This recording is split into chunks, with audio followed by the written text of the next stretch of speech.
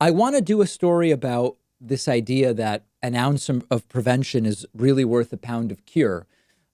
There are some states that did not take coronavirus seriously early on. And those states are the ones that now are having some of the largest outbreaks in the world on a case growth rate basis.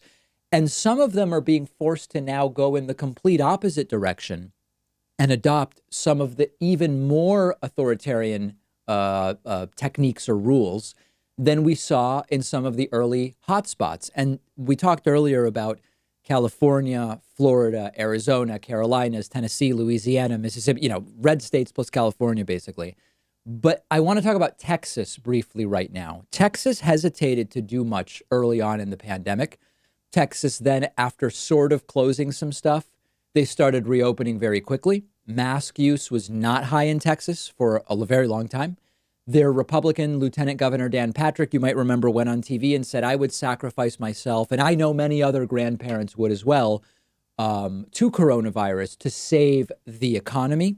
But things have gotten so ugly so quickly in Texas. ICUs very full, hospitals very full, approaching what I'm calling virus escape velocity in Texas, that Hidalgo County, Texas, issued a threat, that a notice, I guess I would call it, that if you test positive for the virus and you break the mandatory 14-day quarantine, you will be prosecuted criminally. The Hidalgo County Twitter account tweeted this out, making it clear. Do not leave your house. Do not have any visitors. Make a list of people that you have been in contact with, and you are subject to criminal prosecution if you don't comply with this. Now, there's a few things here, of course, to think about. One is, are they really going to prosecute? I don't know. They're certainly threatening to. Now, of course, a lot of Texas right-wingers are saying things like, this is the Gestapo. These are jackbooted government thugs. The truth is actually the opposite. If a place needs to do something like this, it's because people are not doing it already. In any common sensible world, you would never need such a notice because obviously anybody who tests positive would not be leaving their house. They would be home for 14 days because they understand the risk of continuing to spread the disease. The fact that this was published is a signal about how bad the situation is. And meanwhile, if we zoom out from Hidalgo County to Texas more broadly, the death curve is looking very, very ugly. A very steep spike in the 7-day moving average of death numbers in Texas. No sign that things are turning around. Remember, we have a progression, which is cases spike, hospitalizations spike, and then death spike. Early in the case spike in sort of like mid to late June, there were a lot of deniers, I would call them, who were just repeating cases aren't going to lead to deaths. It's younger people getting it. We are better at treating it. It's less serious now. All these different pick your poison, so to speak. And I was interested in that. And I came to you and I said, this may be true, or it may just be the 20-day lag time.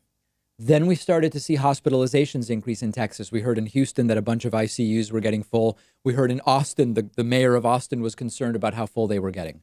That was the sign that this may just be a lag time. It may be, as we've seen, cases followed by hospitalizations, followed by deaths. And case in point, that is what we are seeing right now. Now, the big hotspots in the U.S., again, reminder, it's basically California and a bunch of red states.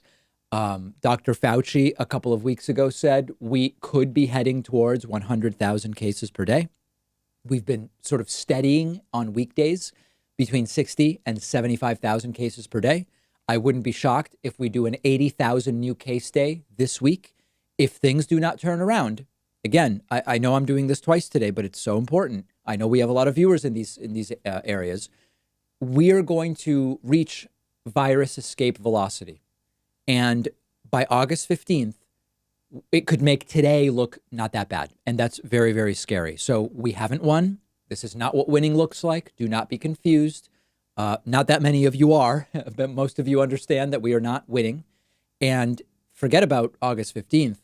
What's the fall going to look like if we never flatten the curve? Remember, we were expecting a total dip to almost no new cases, almost no new deaths by June 1st or June 15th. It never happened. We had a slight decline down to 20,000 cases a day and then back up like a rocket. What will the fall look like if this doesn't turn around?